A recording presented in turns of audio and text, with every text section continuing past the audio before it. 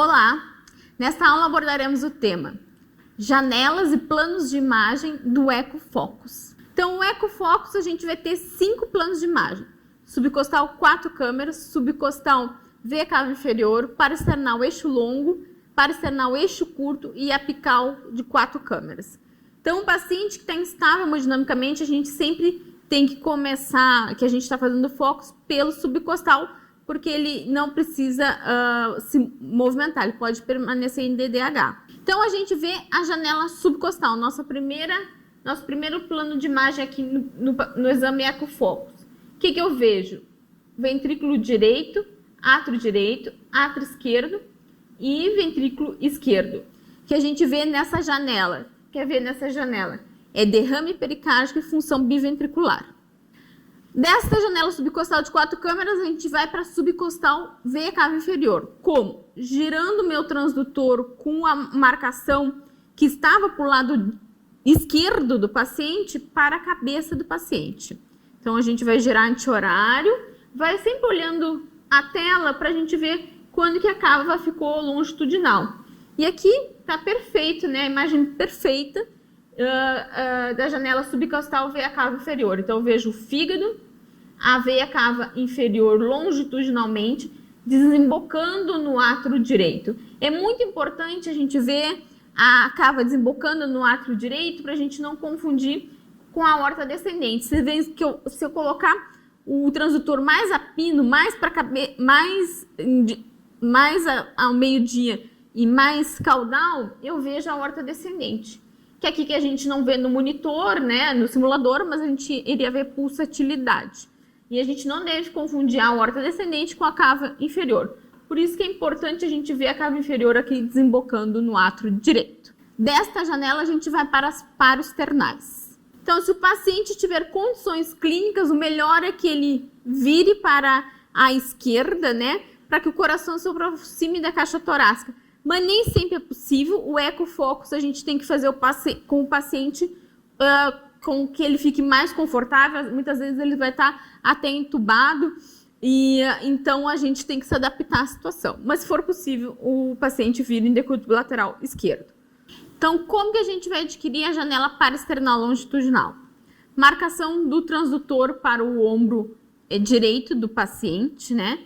E o transdutor no segundo ou terceiro espaço intercostal, bem pertinho do externo. Então, quais estruturas a gente vê na janela paraesternal longitudinal?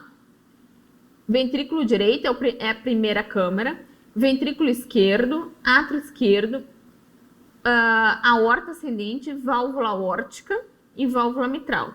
As paredes que a gente vai ver do ventrículo esquerdo é a parede septal e a parede ínfero-lateral.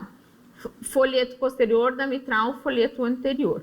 Folheto coronariano direito da válvula aórtica e o não coronariano da válvula aórtica. Também a aorta descendente, e aqui é importante a gente ver a aorta descendente e reparar se há algum derrame, tanto pleural quanto pericárdico.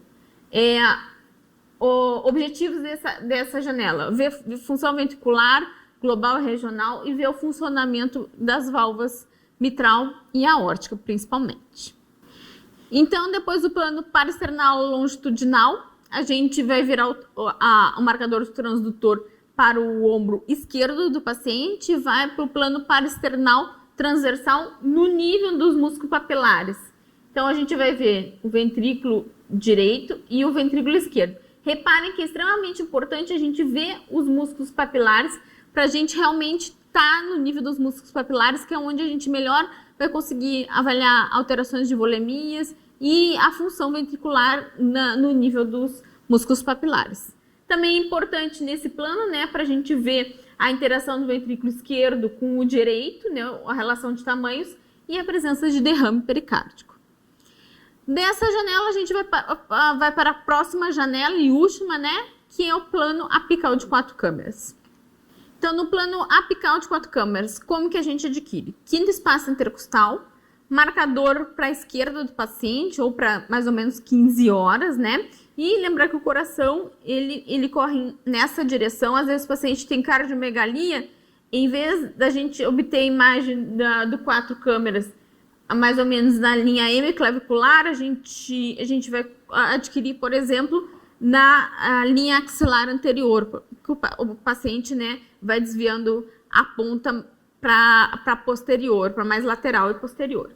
Então, que câmeras que a gente pode ver nessa janela apical de 4 câmeras? A gente vai ver o ventrículo esquerdo, nesse formato perfeito aqui de bala, né?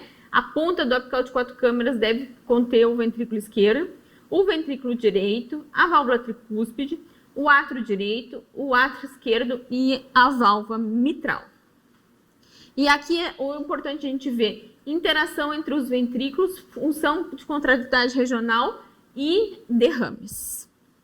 Assim, nós finalizamos o nosso exame do eco cardíaco focado para avaliar causas de colapso circulatório e dispneia. E essa que deve ser a sequência. Nem sempre a gente vai ter todas as janelas perfeitas, mas o importante é que a gente faça uma avaliação clínica desse nosso paciente. Agradeço a atenção de todos, muito obrigada e até a próxima.